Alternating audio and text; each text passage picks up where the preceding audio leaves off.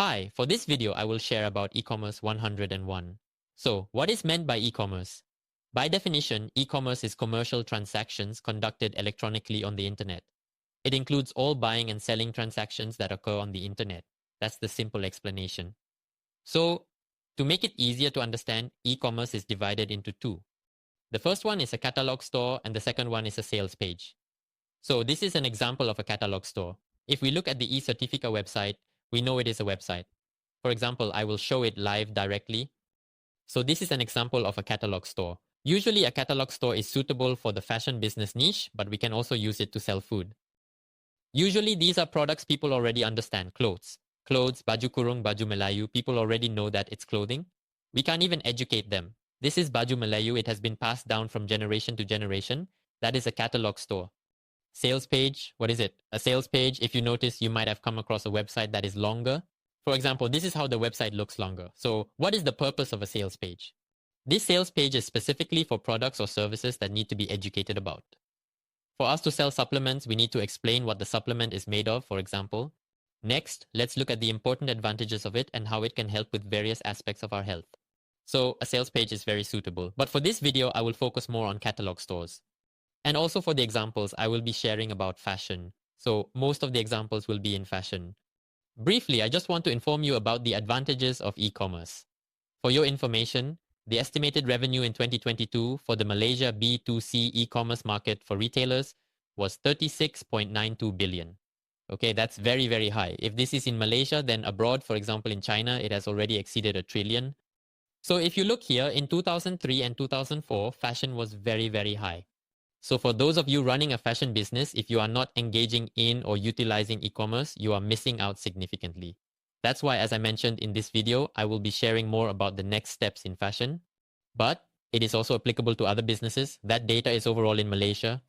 Now, I want to share some data from the users of our shop program. So if you look, the data was collected in 2022. Users of the shop program have successfully generated over 37 million US dollars. This is the user data for the shop program, not our sales data, the user data for the shop program. So over 4 years, the total GMV generated by users of the shop program is 290 million ringgit, with a total of 2 million orders. So here, I want to tell you that the e-commerce market is really, really vast. If you don't start now, you'll be missing out a lot, especially for the fashion business. If you ask me honestly, a fashion business must have a professional e-commerce website. It's a must-have. You'll be left behind. Another thing, if you have a professional e-commerce website, for fashion, even if you want to sell at a high price, people are willing to buy, it looks professional, our branding will also improve. Let's move on to our next topic, the game plan. This game plan is suitable for all businesses. The first game plan is conversion. Second is traffic, third is optimization. So let's go through the first one, conversion. Conversion in simple terms is like a face. We need to have a website. So what is important on a website? First of all, it's the images. Make sure the images are beautiful. If it's a fashion business, you need to invest a bit. Go for a photo shoot at a studio. You need to find models. Don't just take pictures of mannequins. Because when we invest a little, like I said, even if we want to sell at a higher price, people are willing to buy because our pictures are professional. So let's go through from the basics to something a bit more advanced. Okay, basic logo.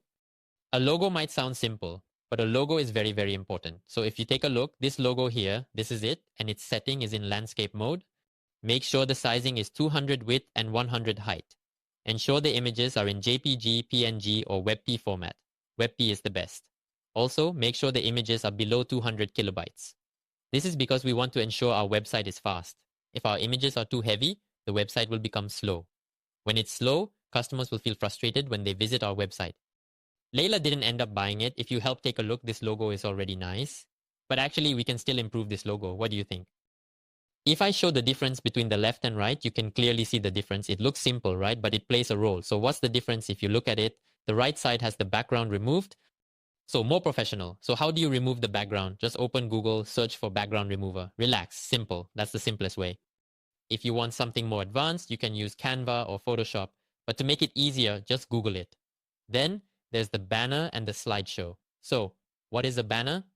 What is a slideshow? Okay, let me show you an example. Here, this is considered a slideshow. I'm showing iSkinCan here. This is a slideshow. So below this is a banner. For the format, make sure it's in landscape mode. If you're using Canva to edit, just search for Facebook cover. The sizing is this one. 192.0 width and 108.0 height. The same formats, JPG, PNG, and also WebP. WebP is the best. And also make sure it's under 200 kilobytes.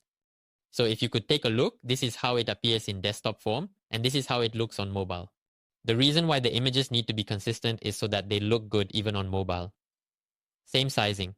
Sometimes what I see is that they don't maintain the sizing. One moment it's a square box, this is square. The width keeps extending, so it doesn't look good on mobile. So 2x2 is what I see. It only adjusts on mobile, it doesn't adjust on desktop. The mobile view is great, the model's picture is nice, but on the desktop only half of the head is visible. We need to take care of it. We need to take care of the 2x2. Next is the product gallery. So if you look, please take a look at this picture. Looks beautiful, right? We took beautiful photos of all the models. Looks like we can sell it at a high price. It looks like it's 159. People will definitely notice. It's okay if you want to buy it. But what can we improve a bit from this picture? If I show you, ready? Can you see it? The alignment of the eyes. This one is close, it's okay. The right and middle images are the same, but this is how it looks below. We need to take care of this, even though it seems small. But it's these small things that are actually important. Sometimes if we hire a photographer, they might not pay much attention to these details. So as business owners, when we want to create our own website, we need to be mindful of them. We can customize this thing. Let's edit it a bit. It's like editing a picture. It's easy. In the next chat, I will share how to edit it. So please take a look here. The eye alignment is not the same. It's the same now. The eyes are just beautiful. The legs and lower part as well. So beautiful. So when the cases are uploaded to our website, they look neat and beautiful. So you need to take care of these things. So for the gallery products, okay, the gallery products are here. When I click my link, I click shop now here. This is the gallery product. This is called a product gallery, which is also known as a product gallery. So its sizing or setting. Ensure the portrait mode is 720px by 108px. Ensure the layout is consistent. Don't make it big sometimes and small other times. The level alignment like before needs to be maintained. At least this should have 3 posts. This is post 1, post 2, post 3. Okay, if there are detailed shots, even better. The format must be in JPG, PNG, WebP, and also under 200 KB. And then product details. Okay, like I mentioned earlier, details. If there are any, show its advantages. Look, he's showing it. Why is he showing this picture? Because he wants to check if the stitching is neat or not. You have to remember when we are dealing with e-commerce, the website has to act like a salesman or salesgirl. When we enter a boutique, right? Even if a salesgirl comes over, hey Jay, what kind of clothes are you looking for? Okay, we have clothes like this. We have colors like this. The stitching is like this. But how do we explain it on the website? So the website acts as a salesgirl. Its role is like that of a salesgirl or salesman. We can also add details here. You can also include brochures, consistent layout, and detailed shots if available. This is how he edits it. He edits this part a bit. The rest follows the same format as the previous 200. If there's a video, it's even better. For example, I'll play this video for a short while.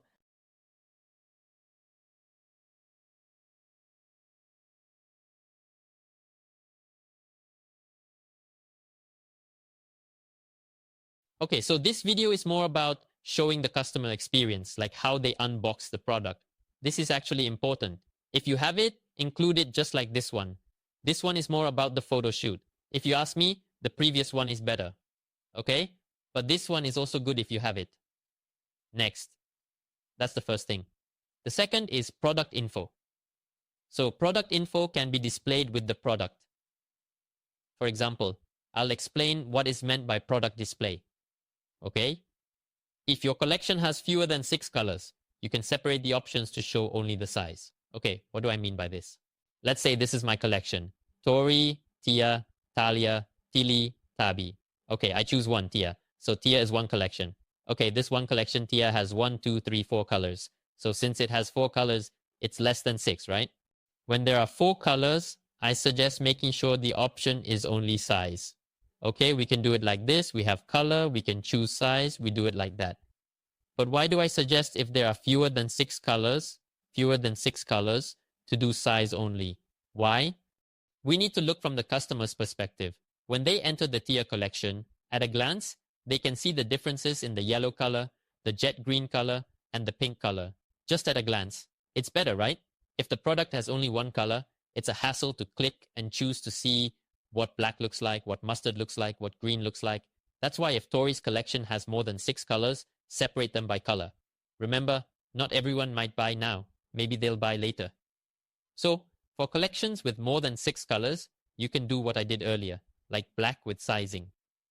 If there are too many variants, like 30 variants, what do we mean by variants? For example, black size S and M count as one variant, black L and SL as the second variant, mustard SM as the third variant. So if Tory has 30 variants, you can do it like this. But if there are more, I suggest separating them. What do I mean by separating? Separate by color. So this is considered one product. This is considered one product. So separate the green color, okay? The second product. Then the third product may be orange. Separate like that, because if you want to compact 30 variants into one product, it becomes disorganized and hard to manage. Or you can do it like this. Okay, see this. There's volume 1, volume 2. This is specifically for more than 30 variants. And the second is copywriting. So copywriting is very important. Make sure the information is complete. You can also share the advantages or USP. Include technical description, tie-ins like care level or measurements. This is important because I see some people, this is not good. They just say, you get our latest collection now, available in size SML to SL size. Something simple like that. Remember what I said earlier. Consider it as a salesman or salesgirl. So, what is conveyed by a salesgirl in a boutique? We need to share sizing, how to wash, if there's a video, like if we sell scarves, how to style the scarf. As detailed as possible, but not too long. Okay, this one, make a button for description, material description, sizing. Sizing is very important. If not included, it's a loss. It must be included. It's mandatory. If not, everyone will WhatsApp. Okay, next, turn on the review button. So if in the shop program, you can turn on the review button to get feedback. This is an automatic process. And then in the shop program, you can turn this on. This can increase trust and testimonials. But to get good testimonials, make sure the product is of high quality. Maybe you can contact back, ask for feedback. Is our shirt okay or not? What's good? Okay, can you share a review? If you share a review, we'll give 20% for the next purchase. You can also do that, a little incentive. But make sure the product is the best. If the product is not good, it might backfire. And then next is the checkout flow. So what is meant by checkout flow? Checkout flow is when I click this, I buy, I click buy now. This is the checkout flow from the beginning. From the beginning, make sure there is a logo here, contact information. If we sell products targeting older people or those who speak Malay, we need to change this to Malay. Your email, sometimes people don't understand first name, last name. So we need to remove last name. In the shop program, you can remove it. So your name, your phone number, fill in here. Depending on the target market, usually for fashion, we sell expensive items, usually in English. So enable guest checkout, required info only. Required info, let's say if we don't need the last name, like I said earlier, remove it. And then shipping needs to be optimized, payment needs to be optimized. Make sure there's a branded logo at the top and strong contrast with easy to click buttons. This one below, if we change it to white, it won't be very visible. So for example, blue, orange, or yellow. Then let's say I fill it in, I click continue to shipment. Okay, here, shipping method, right, post laju. Okay, post laju. Then here, online payment. Sometimes people don't change this. They put BZP. People don't understand. We as entrepreneurs understand what it is. So rename it to online payment. Don't worry, in the shop program, we can do it. Later, in the payment gateway chapter, I will share. Then the second is traffic. So conversion is now traffic. So remember, when we have a sophisticated website, it's sophisticated and beautiful. But if people don't enter our store, sales won't come in. It's like we have a boutique, but we don't do marketing, so there won't be sales. So how to make sure people enter our boutique or how to make sure people enter our website? So there are two things to do. Marketing. The first is content marketing. Okay? Content marketing, for example, we do live or we diligently upload content on social media, TikTok, Instagram, Facebook. Don't just post pictures, videos. For content marketing, make sure if it's a video, at least one video a day, and then various types of content, if possible, related to the business. Shoot and edit using phones only, use CapCut, easy. And then for content marketing, it takes a bit of time to grow and must be consistent and don't stop posting. So content marketing, we pay with time. Time is also a cost. That's the first. The second is paid ads or paid marketing. So paid marketing, if you notice at the top it says sponsored, especially during festive seasons, ads will come out. So this is paid marketing. Minimum budget for fashion is 30 ringgit a day. On Facebook, IG, and TikTok, we look for customers. On Google Ads, customers look for us. And then the ad must be attractive and accurate to the target market. Make sure it's accurate to the target market. So paid marketing, we pay with money. So which one to choose? Just go both ways. Paid marketing, content marketing. Go both ways. So this is just an example. A case that we did, we ran it for just a few days. So if you look, our sales are 248 ringgit. This is a little screenshot data from Facebook. Our ROAS is quite high, 8.95. Our cost per piece is just 17 ringgit. The third is optimization. Optimization, we need to optimize. The first is tracking. You can install or set up Google Analytics. Google Analytics is important so that we can analyze visitor data and important metrics on the website. So this is very important. Very, very important. You need to take care of this. And then the second is GT metrics. GT metrics is for us to see the performance and speed of the website. Remember, I mentioned earlier, images must be below 200 kilobytes. After the site is ready, you can check it on GT metrics or other websites. Just set up a website speed tester. Make sure it's below 3S, 4S. Don't go over. If it's already 10S, it's really slow. This is important. If not, actually, if you don't take care of the site, if you run ads, it can actually increase the ad cost because people enter. But our website doesn't load, so you need to take care of this. And then you can also install Hotjar. Hotjar is more for recording the journey of prospects on the website. For example, it's in video form. You can see which buttons prospects click. Let's say, for example, they click this button, they choose Thalia. So many customers go to Thalia. So when we see this, we know what we can do. We do more marketing in the Thalia collection. That's why Hotjar is also important. So next is S Manager. S Manager is more for analyzing data and also metrics for our ad performance. So optimization. The second is conversion rate. So conversion rate is the percentage of web visitors that made a purchase. What does it mean? So let's say we have 20 orders and also 1,000 people who visit our website. So 20 divided by 1,000 equals a 2% conversion rate. 20 times 1,000 is a 2% conversion rate. So our benchmark is to ensure a 2% to 6% conversion rate. This is for fashion businesses. Websites typically have a 2% to 6% conversion rate. If it's WhatsApp, it's different. And then a quality website combined with quality traffic is the best. If we take care of both, the conversion rate will definitely improve. This is a continuous improvement. This month we monitor it and see what our conversion rate is. Let's say this month it's 2%. Next month we target maybe 3%. So we need to take care of this. And then next is the average order value or AOV. So what do we mean by AOV? AOV is the total sales divided by the number of orders. So let's say our sales are 100,000 ringgit and we have 1,000 orders. So 1,000 divided by 100,000 equals 100 ringgit AOV. This means one customer will pay us at least 100 ringgit. The higher the AOV, the higher our margin with the same cost of acquisition. So how do we increase AOV? We can bundle it. So like in ShopGram, if you notice, this is a bundle. So when we bundle, even though we give a discount, it can still increase our AOV. And then we can give coupons. In ShopGram, we can also give coupons, bomb offers, and upsells. This is a coupon. If I enter it, it will apply. And then upsell. What is upsell? So this upsell is considered another upsell. So in ShopGram, you can upsell up to 3 times. The first one was earlier. This is the second one.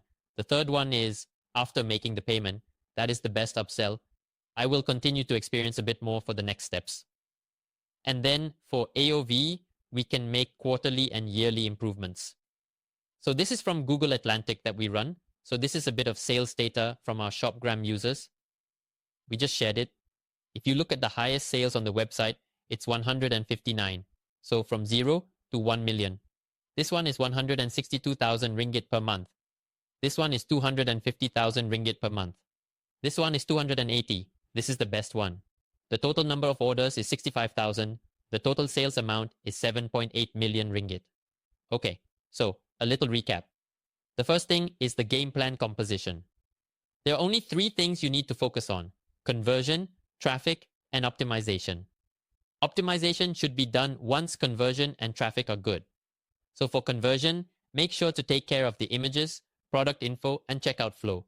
Beautiful images will automatically make the website look professional. Even expensive sales won't be a problem.